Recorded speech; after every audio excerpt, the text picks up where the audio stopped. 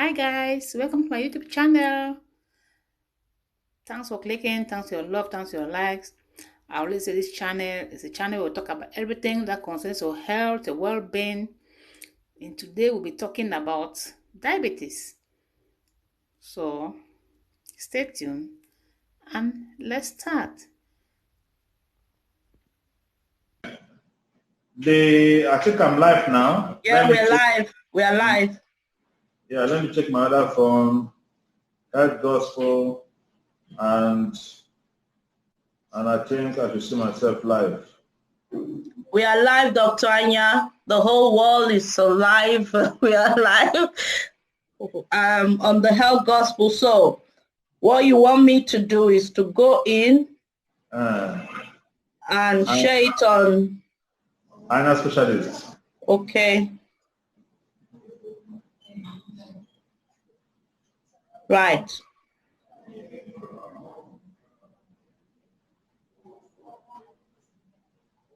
Live.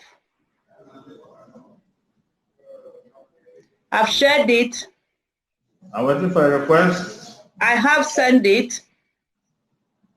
And I'm going to send it to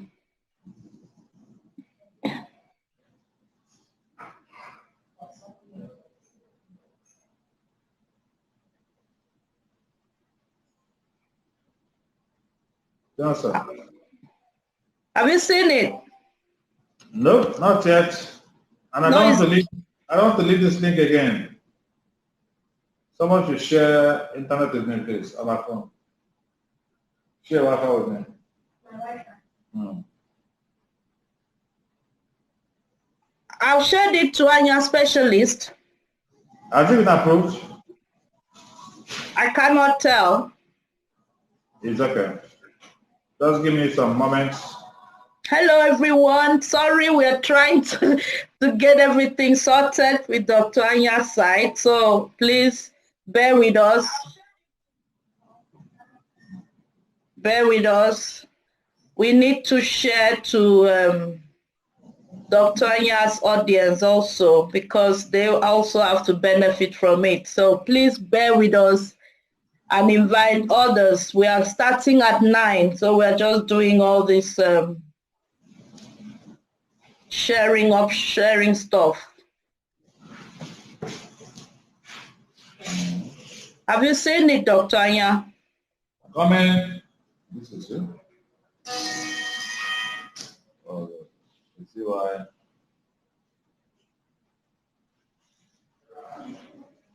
Tell me this one again. Let me see.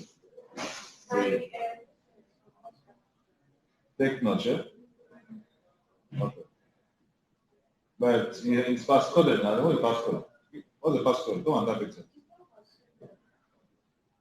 Take note. Sorry, guys. Dr. Anya is just trying to get stuff sorted on his site, and then we will start. Good morning, everyone. I hope you had a wonderful week. I'm not lying. I'm talking to the whole world. Invite others as we join. The whole world. Invite friends, invite family. Bring the phone now. You almost my time. This is 2 minutes to 9 before the whole world. We are live, Dr. Anya. I know, thank you. I know, thank you. People are waiting for you.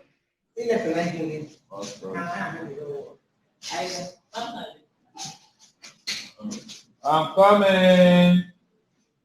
Tell them to wait. Oh my goodness. It's coming. Right, let me just read the comments. Right, guys. Good morning, morning. Morning, Evangelist Debbie, good morning. Rosemary, good morning. Omoye, good morning. Oh, Sister Fobulufola, good morning. Dr. Anya is busy, so we are just waiting for him. Morning, everyone. Really glad to have you guys here. and Dr. Anya in the house. He always makes me laugh all the time. But he's ready and I'm ready. And it's 2 minutes to 9. So we still have 2 minutes. 2 minutes to... Are you ready, Dr. Anya? I think I'm ready. I'm ready. Have we got it on your page? Yes, we are on my page now. Very good. Very good. So Anya Specialist. It's on, it's live. Is it live on Anya Specialist? It's live on Anya Specialist. Beautiful. Beautiful. Reduce the volume. Reduce the volume on that device. Okay. Okay. I'm ready. Tell them to reduce the volume on that device. Reduce the volume. Yeah. Okay. You can even. Okay. Bring your head down a little bit. Your head is cut. Okay. So I'm good to go. Bring your head down a little bit. Beautiful. We're ready to go. Good morning, guys. Good morning, family. Health Gospel family. Good morning. Click the share button. Share it to everybody. Inboxes. Today's topic is very important. And to be honest, I'm really glad. And since yesterday, I've been on with my brother, Dr. Anya, and I've just been laughing my head off. He's a very funny person. So I'm glad to be here today. And the topic is diabetes and the eye. And there was no other person to do this topic than my brother, Dr. Anya Kalu. I have so much respect for you, Dr. Anya. Really, really, I'm just telling you sincerely, you are doing amazing job and you are just representing Christ on earth. So thank you so much for what you are doing. Yes, thank you, sir. Right, so we are happy to have you today to talk about diabetes and the eye. And I'm not going to say much. I'm just going to reduce myself to minimum and allow you to take the stage. What is diabetes? How does diabetes affect the eye? What can I do? These are the 3 important questions today. What is diabetes? How does diabetes affect my eye? What do I do? So many people ask questions in the week and they're saying, oh, I need to learn about this because my mother has it or my father has it. Some of you, your husbands have it, your wives have diabetes. It is an epidemic. That's what Whole Health says. It's everywhere now. It's ravaging lives. But people are not still aware of the depth of the damage that diabetes is doing in the lives of people, especially in Africa. And because we do not educate ourselves, we're not creating enough awareness. People are still dying from what they shouldn't be dying from. So I'm going to leave the stage for Dr. Anya to tell us all about diabetes and the eye. So Dr. Anya, welcome. Thank you. Well, thank you, Heidi. It's always been a pleasure having the time to talk with you and to discuss about the health gospel. It's health, but it's gospel. Why? Because it's good news. No health education comes without good news. So today we'll be looking at diabetes and how the diabetes affects the eye.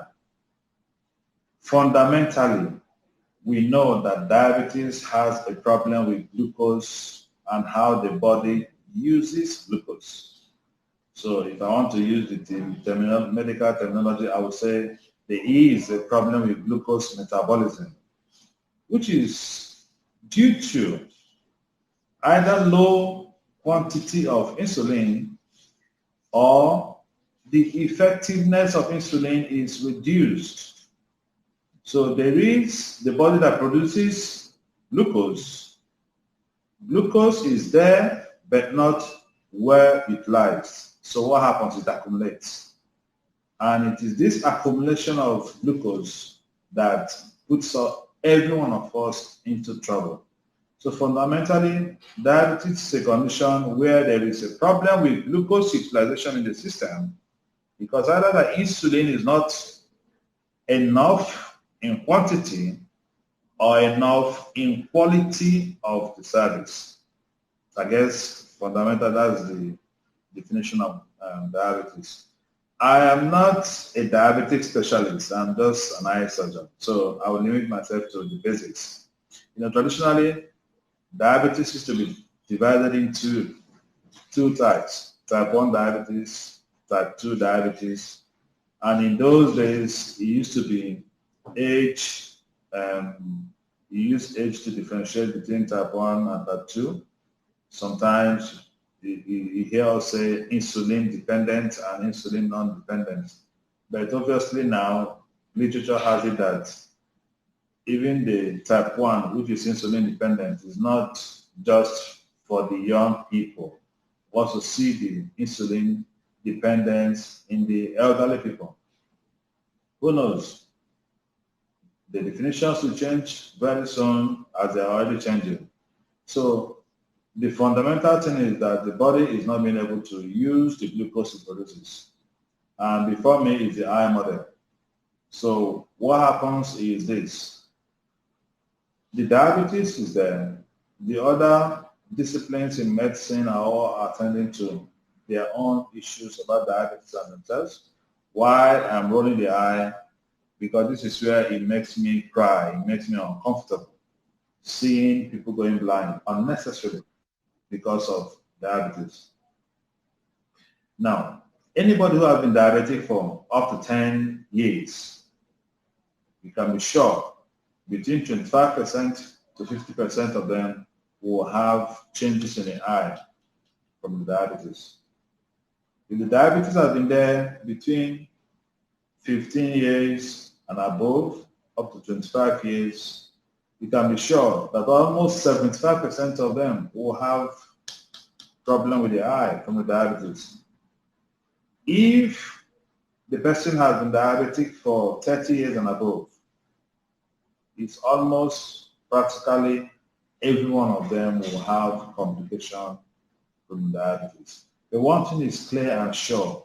All studies are in agreement that if we keep the level of glucose well under control within the acceptable normal range, that there are less chances of diabetes affecting the eye.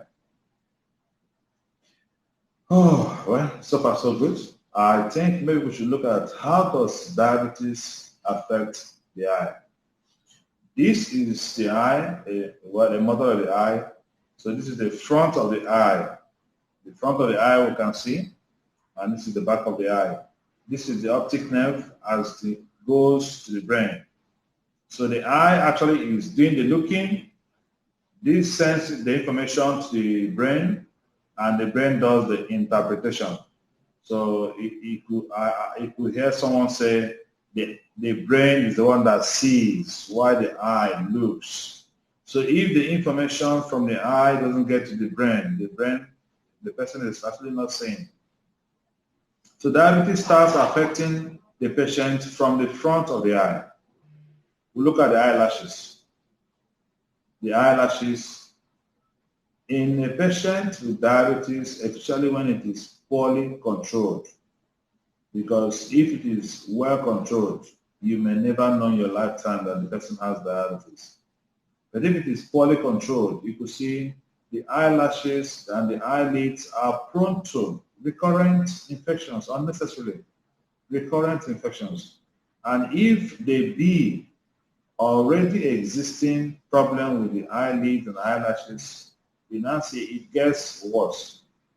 Reason is simple, which we'll explain maybe by a sentence or two, because the content of the blood, which brings food, which brings antibiotics, natural antibiotics to protect the body, and also which helps the body to heal itself without bleeding. Those body are all coated with sugar. because the sugar is now high, and it starts coating every part of the content of the blood. So the content of the blood are not functioning optimally. So look at the problem again now. Insulin is not functioning optimally. The contents of the blood are not functioning optimally. And what happens next? The blood becomes thickened. So we call it increase in viscosity. And it's that increase in viscosity that causes the problems that we'll be discussing later on. I want to show you this. You see, this is a blood vessel. It's big, very big. If you look at your hand, especially those who are athletic, you will see that veins in their arms are so large. Yeah, that's good. So because it's large, it has wide openings. But as these veins now enter the eyes, and I'm going to open up this, as they enter the eyes, you can now see they are getting smaller. As they now go to feed the very organs, they get extra smaller, extra smaller, extra smaller, extra smaller. Now, the big ones we saw outside, the walls are big, but the ones that now feed the organs, the walls are just one layer thick. And that one layer thick makes it prone to all the complications and challenges that will come from diabetes. Give an example. If you are chewing something, whatever it is you're chewing, granules, diarrhea, if you don't chew it properly and swallow it, it will bruise your throat as you swallow it. But if you chew it properly and allow enough saliva to get into it, when you now swallow it, it will not bruise your throat. So imagine what happens to the blood vessels. The thick blood flowing through them is busy bruising the internal walls of the blood vessels. The bigger ones may not complain so much because they are thick.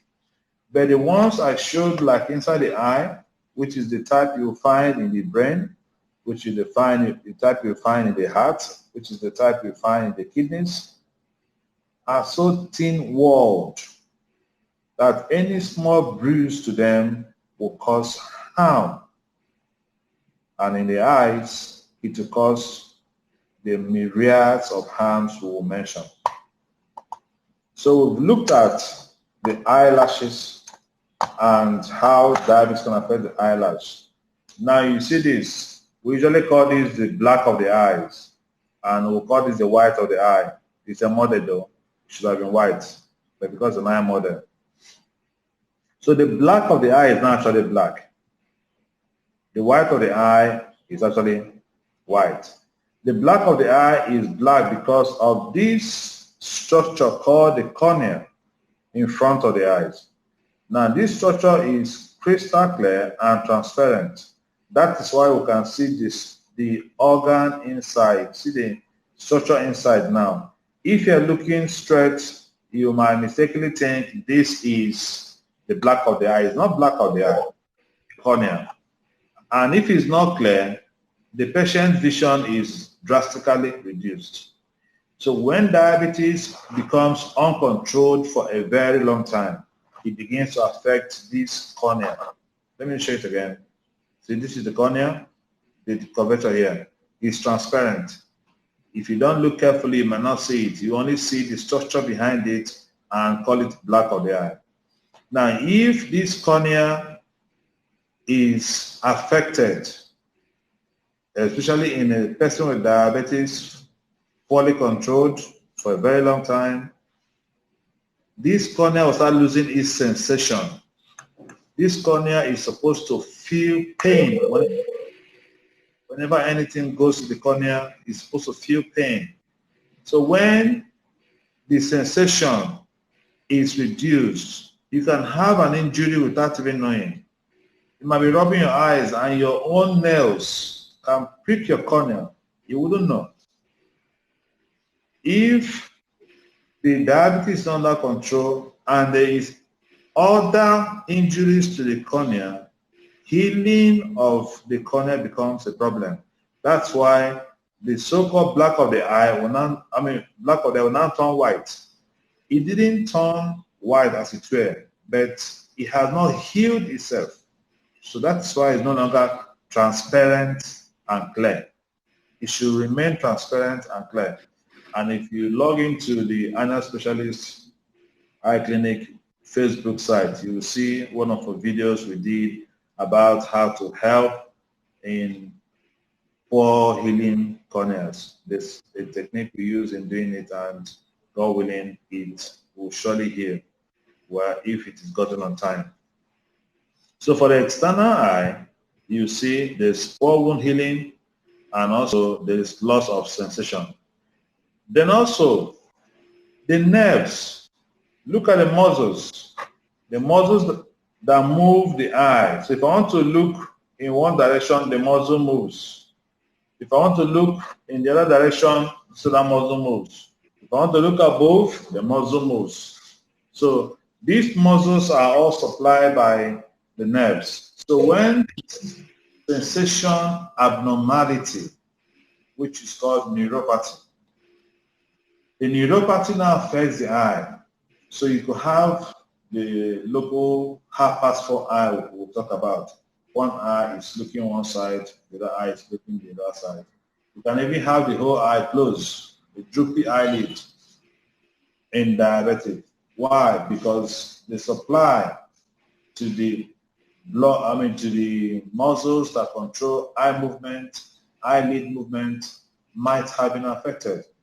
And the ones, it's common as it sounds. Of course, if you compare it to the general population, it looks like it is not common, but it's actually common when you walk into an eye clinic.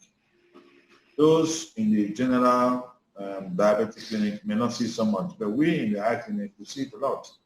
And by the time you see someone with droopy eyelid, amongst the investigations you must do is to be sure the person is cleared from sugar problem. Let's go to the next one, which is cataract. I'll remove this, and I'll remove the cornea. I'll remove the iris. We'll come back to this. This is exactly what we'll call the black of the eye. And what is left is now the lens. The lens is this is the lens. The lens is what focuses light. And this is the natural lens that God put in the eyes, so called the crystalline lens. It's clear.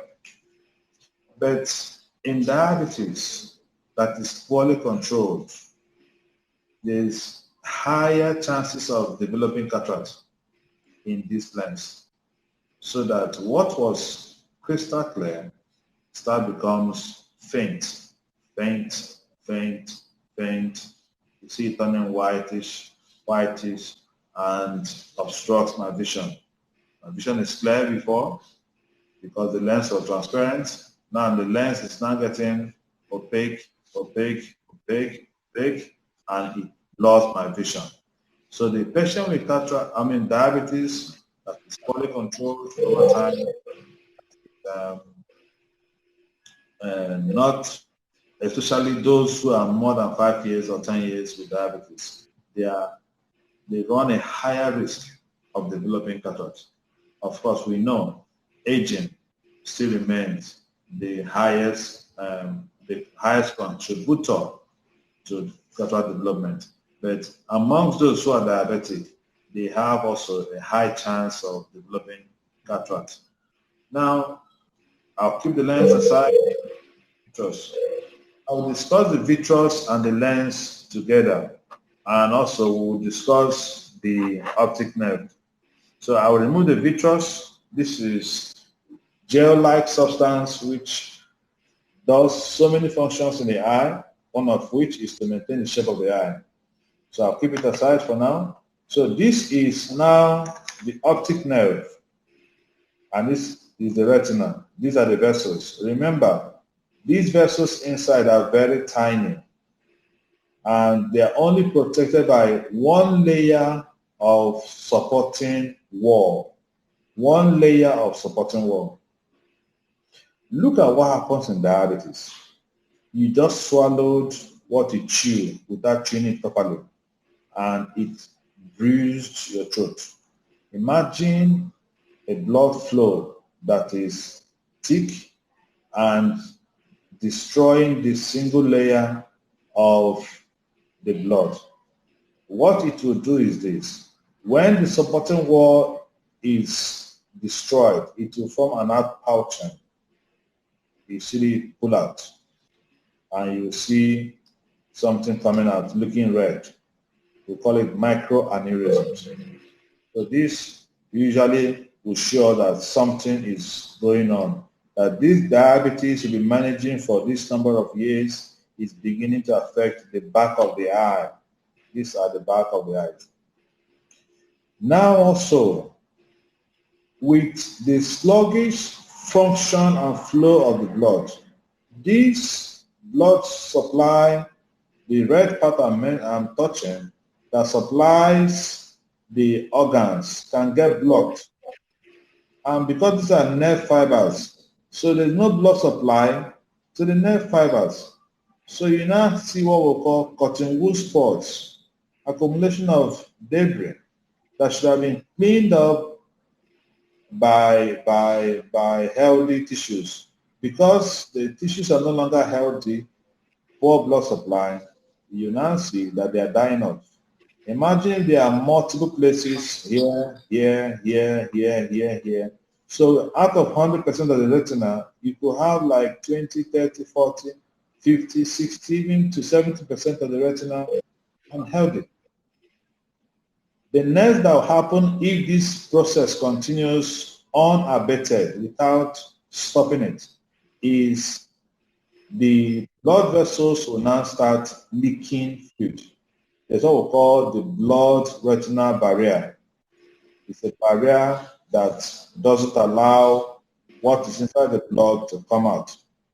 So the blood-retinal barrier starts breaking down.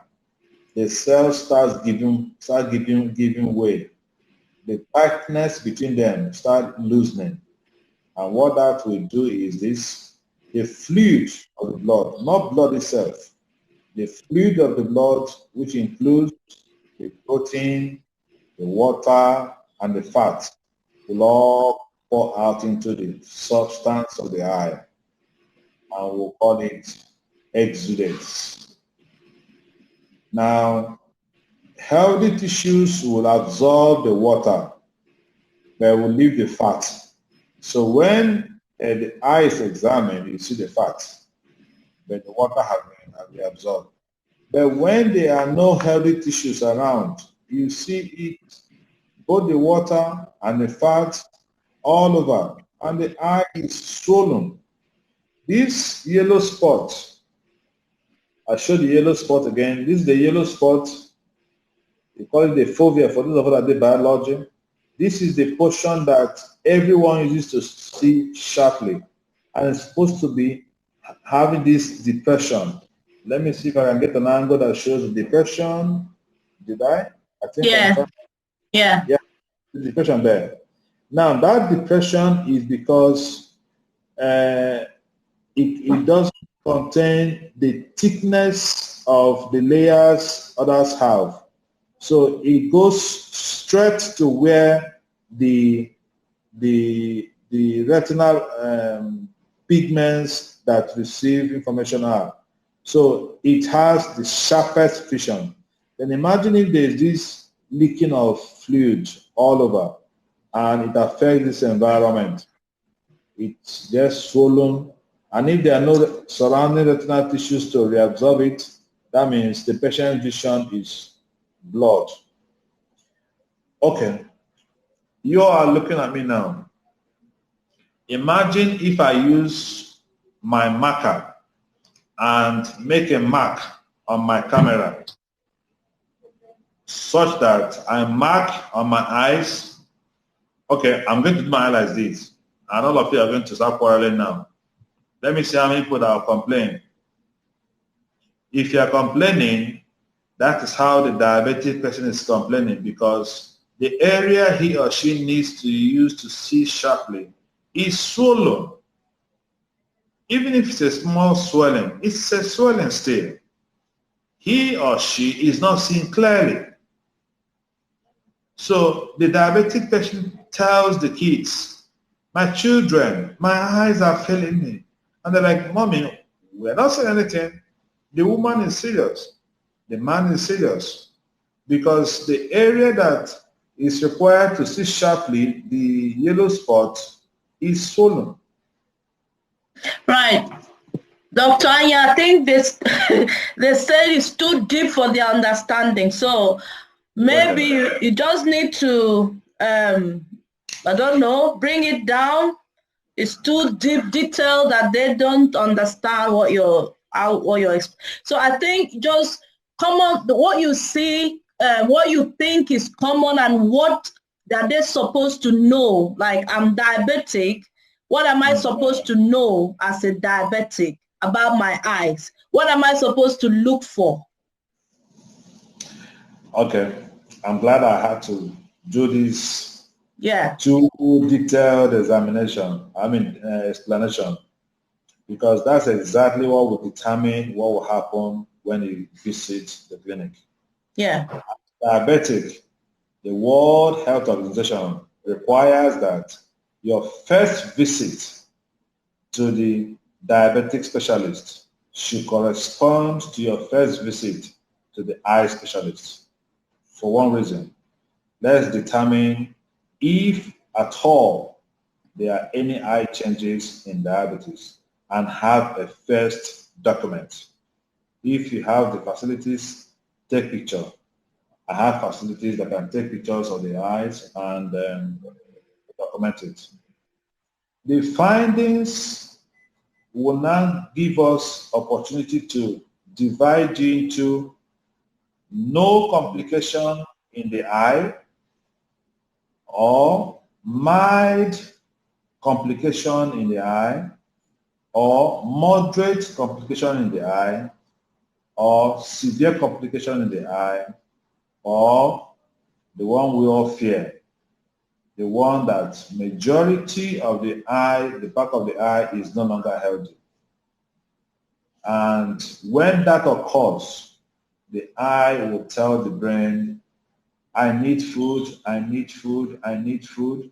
The brain will now stimulate the production of new emergency blood vessels. And these blood vessels can be produced within hours to days. And when they now start being produced here at the back of the eyes, let me rotate this back and put this iris back. So you now see, this is the supposedly black of the eyes. And you see, because there's no cornea, it is flat. So the emergency new blood vessels fills up this place, and they can easily bleed into the vitreous. This is the vitreous. They can easily bleed into the middle of the eye. When they bleed into the middle of the eye, they will be absorbed. And when they get absorbed, they form ropes.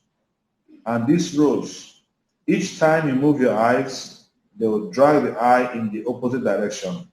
For example, you move the eye to the right, the ropes will drag the eye to the left. And what are these ropes?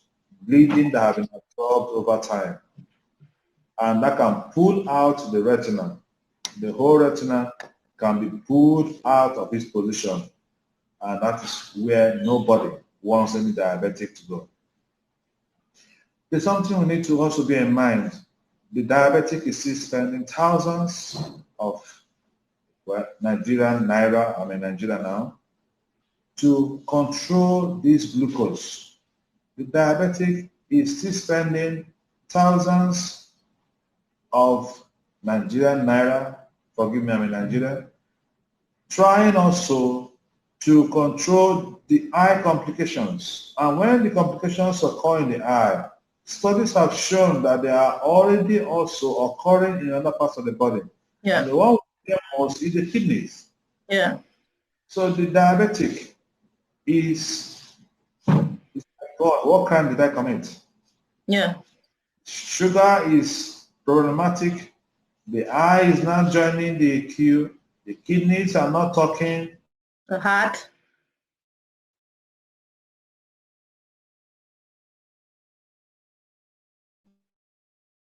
Oh, what has happened? Challenges Okay. the diabetic person. So why is important to note that the first visit of a diabetic to the diabetic specialist should correspond to the first visit of the eye specialist, is because we need to know the level of affectation. Damage. Yeah. We don't want any affectation in the eye at all. I don't want. My colleagues, we don't want. Now, if there are affectations in the eye, we notify all the disciplines. I notify the diabetes specialists, I notify the renal specialists, I notify the everybody involved in diabetics, especially the counselors, especially the counselors. I notify them because we are in trouble, we are in trouble, we are in trouble. So we'll look at But Dr. Anya, let me ask you a question. Please go ahead. So many people in Nigeria or Africa as a whole, I always say Africa because if you come to Europe, they will send you letters, and that letter they will keep sending until you are 10. You understand? They monitor it for you. You are forcefully being monitored for your eye. If they find any changes, they will send you straight to the ophthalmologist immediately. But in Africa, we do not have that monitoring program. We do not have any monitoring program. So you see people with diabetes they just say, I have diabetes. All they do is take tablets. And they have no idea that, as you have said, 5 years down the line, 10 years down the line, they are having complications. All they do is just money to buy maybe glucophage or metformin and take. They don't have, how do you see the diabetic population with the eye? Are they getting blind? How do you propose to help these people to know that, just as you say, the moment they have diabetes, they need to have to look in the eye also? Let me answer the second to the last question you asked. Are we losing the eyes? Yes, we are. Shame on us. Shame on the healthcare system. The healthcare system is skewed against the interest of the patient. I had to speak to a colleague of mine, and I told him a diabetic is sick already. You should have a diabetic center that has both an eye section, a laboratory section, mini sections of every unit that's involved in direct and indirect management of diabetes. How could you expect a diabetic to walk long distances to the laboratory and queue up? After that, go back to the pharmacy, another long distance and queue up. By the time the diabetic is done, he or she will not come to the hospital anymore. At all. So we sent the patient away. The healthcare system is not friendly to the sick individual. So I told my colleague, we are the ones sending them away to the native doctors by our structured system that suits us but does not suit the patient. We are the ones sending them to go buy metformin by themselves, because by the time they come to the hospital, they are sick, spending thousands upon thousands, and you need to hear pensioners are being owed so many months of salary. You need to know that, and it's so painful. I've just had 4 obituaries, close to me in the past 2 weeks. You can imagine how painful that is to me. So these people are sick. There's no money anywhere. So now they come to the clinic, you give them a bill of 20,000 naira. Where are they going to get the money from? Why they can walk up to the pharmacy and get metformin 700 naira and use for the whole month? So that you will see them. Our system is not helping the patient. Well, I'm glad there's good news because a lot is going on. The Diabetic Association of Nigeria is taking it headlong, and I'm a member of the organization, and I tell you, it will come out better. I think and I believe, like WHO said, your first visit to the diabetes specialist should correspond to your first visit to the eye surgeon, so that we'll determine if at all there's any complication or not. If there are, at what stage. And what we now do then, we'll follow the first principle. Number one, educate the patient. Don't keep the patient in the dark. If it's so bad, tell the patient it's so bad. Talk to the patient. And the next person you must talk to is the family of the patient. The family of the patient, to the best of my knowledge, played the second most important role in controlling diabetes. Reason being that they are the ones that will provide moral support. They're the ones that will remind the patient it's time to take medicine. They're the ones that will take their vehicles and drive out to the pharmacy and buy the insulin if insulin is needed, or buy the metformin if metformin is needed. Meanwhile, metformin is glucophage. So if you don't talk to them, they will assume mama has typhoid malaria. I'm sure you're used to that. Everybody has typhoid malaria.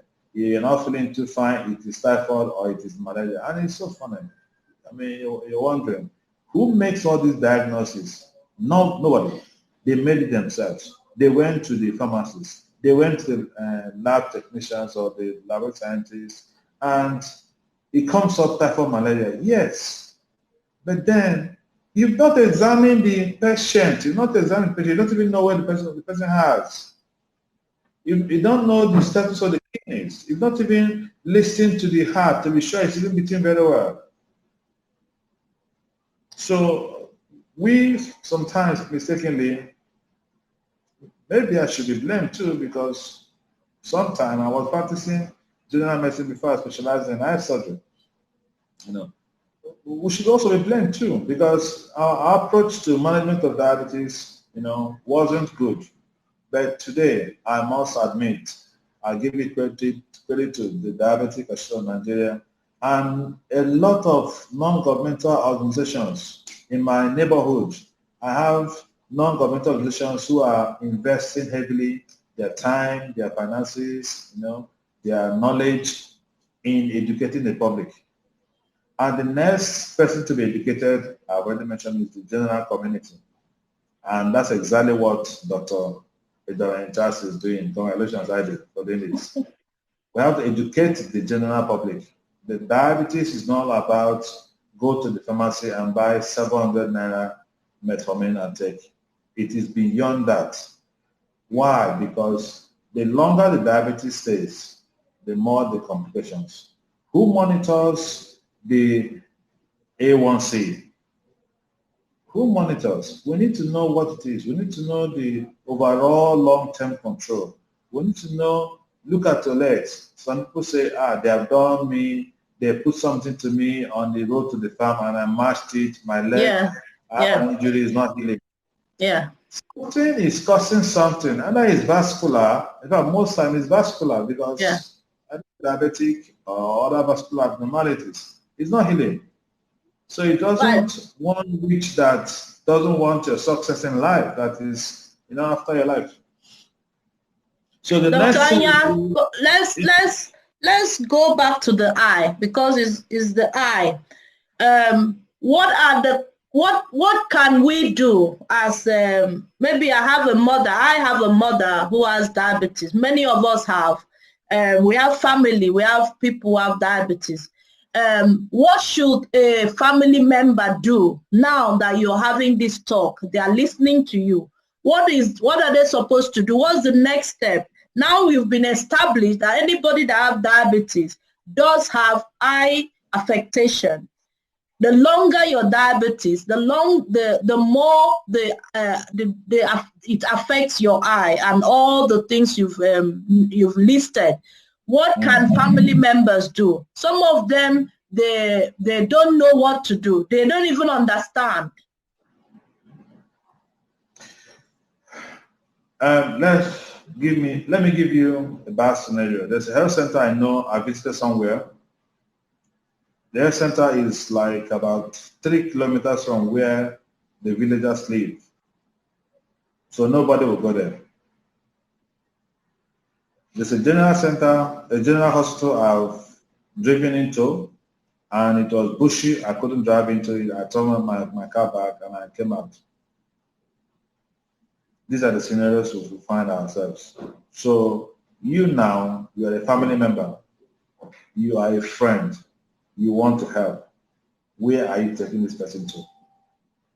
You come to the specialized centers, which are almost always in the urban areas. And they are too expensive to approach. And they are too complicated. So even you as a family member, you might even get discouraged. Yeah. But the first thing you should do as a family member is to watch how regularly they change their glasses. A diabetic is ready to change his or her glasses up to 5 times in a year, because as the sugar abnormality occurs, it affects the need for glass, the power you need to read, the power you need to see.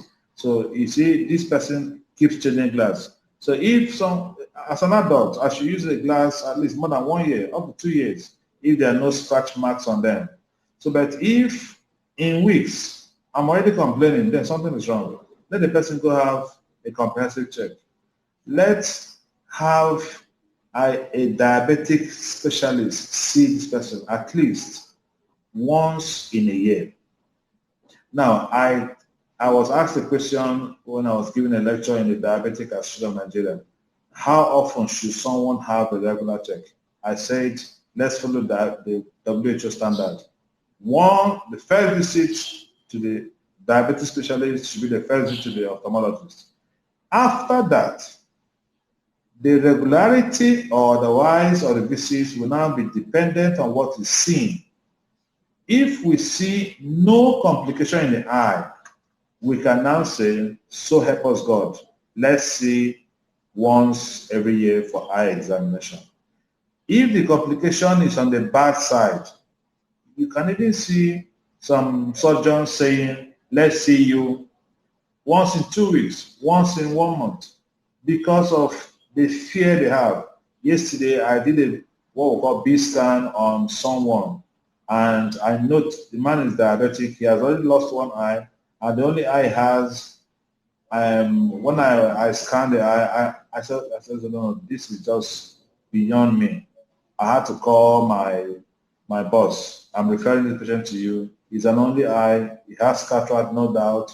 I would have done the cataract surgery. But because of what I'm seeing at the back of the eyes, this is obvious bleeding in the back of the eyes. So I refer the patient. So the family members are the ones that provide the money. This person that is sick is battling with mental problems, depression, God, why me? You know, we are Africans, please. So you will hear that. God, why me? And this person is battling with multiple injections. If it's insulin dependent, it's painful. And when you now go to the hospital, they tell you it's not under control. Oh, you feel like the world is turning around. It's true. And mostly back home, there's this craze about eating plantain and beans. That alone makes them really depressed, because you can't imagine a human being sentenced to eating plantain and beans. And they are just depressed. They're already mentally, they're really, really depressed. They're really, really low. Some of them are insulin, and they are injecting, imagine injecting yourself every day. Or there are this new, sometimes there are this new medicine also, it's injectable. So already the person is depressed.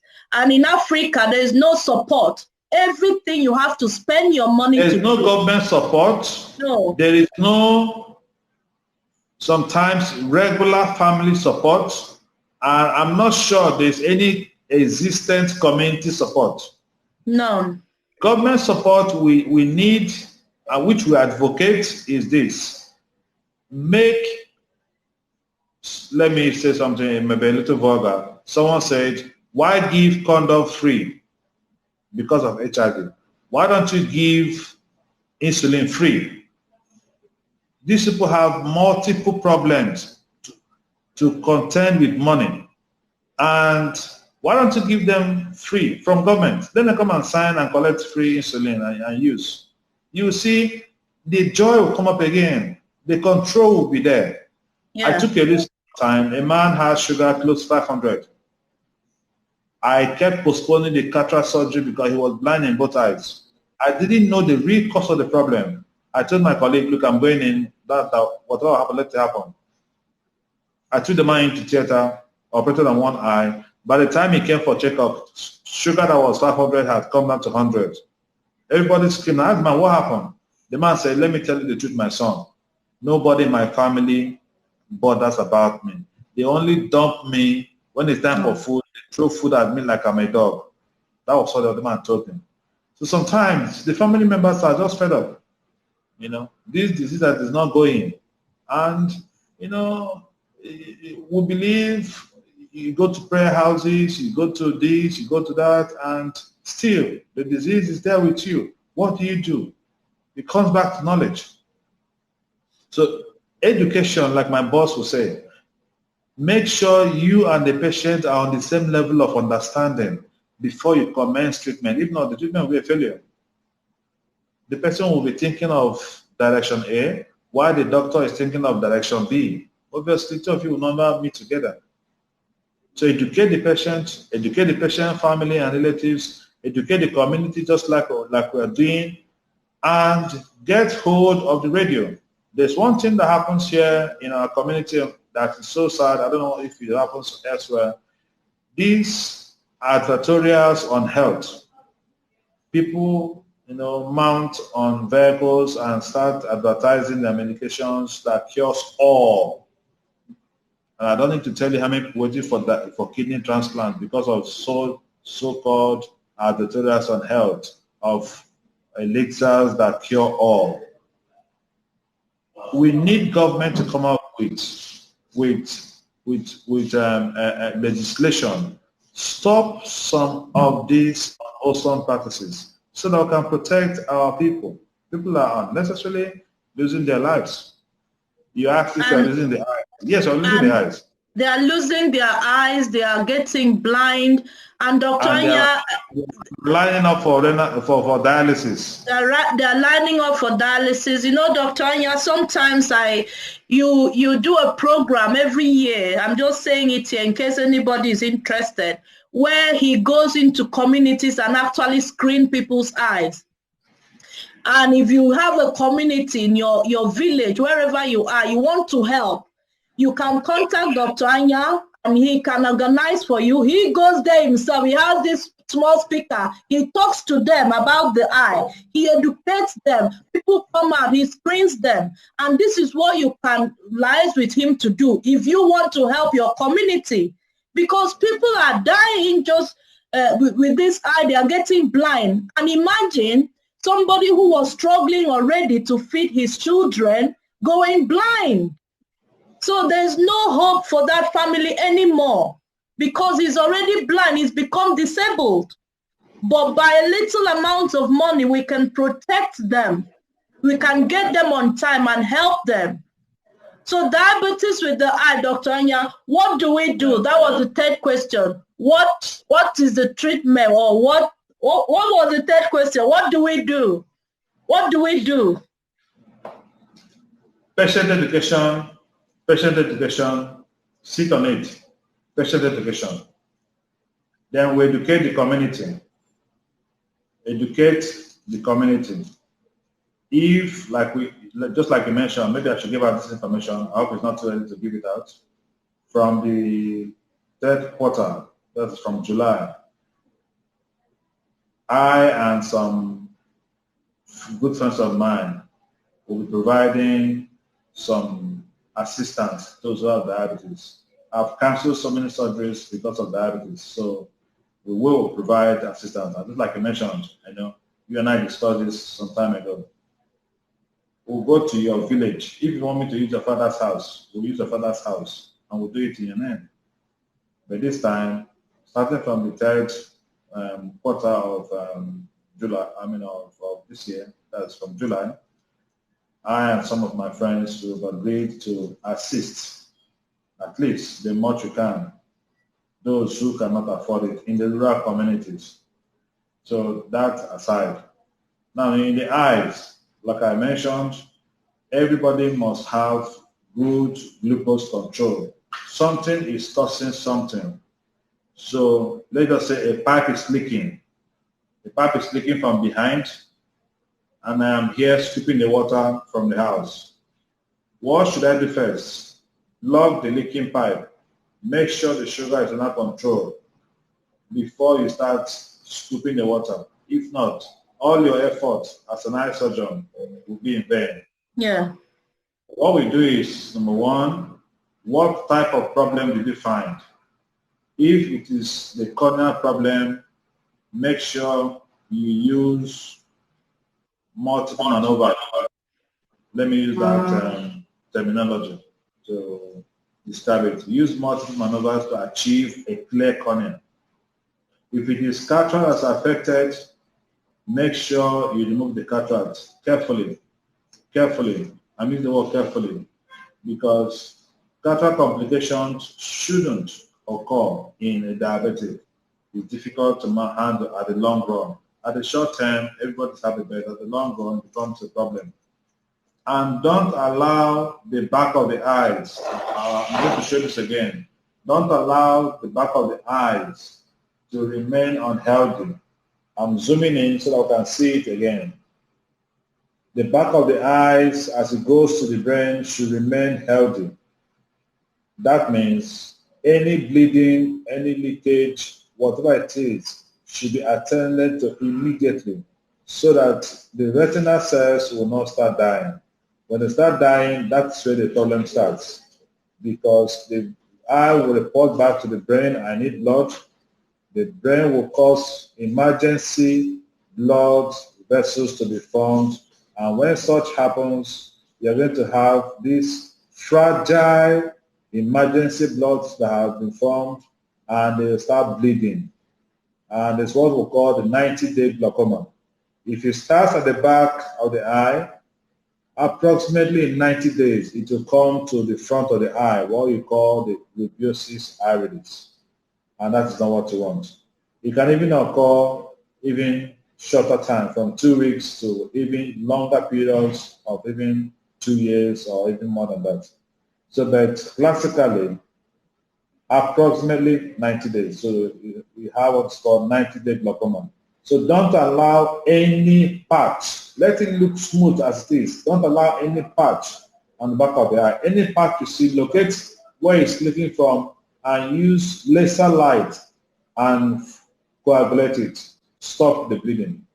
So you're saying take your loved ones to an ophthalmologist.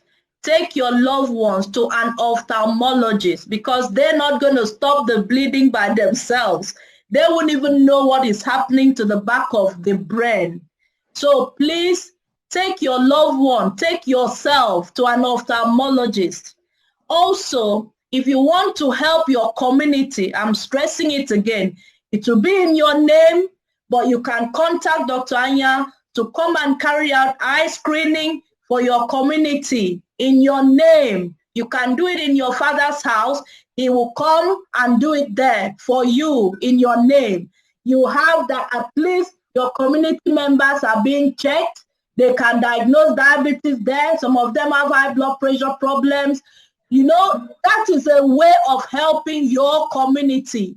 Because I know we blame the government. For how long can we continue to blame them? Those people, I don't think they care about anybody. So we have to care about ourselves. Government caring. Let me clear this point. It's not about government caring. Government cares, but government cannot do it alone. Government cannot do it alone. You know, we had an argument, and I told someone we have enough hospitals already. We don't need to build any more new hospitals. We only need to improve the services in the existing hospitals. Make sure there's skill acquisition, not BSc. BSc to me is nominal. You need skill acquisition. So in BSc, will not teach you how to cut an eye. But you need to go learn extra, acquire a skill, mentorship. So if government, to me, government's part is to lay the laws. And number two, put the enabling environments, employ the manpower. But what of the manpower employed? Improve your skill. Improve again. Add to it. Add to it. So that in 5, in 10 years, in 15 years, your skill level has improved, because whether I like it or not, diseases we are seeing now will take us by surprise in the next few generations. I wonder how our children will cope when they grow up. So if you have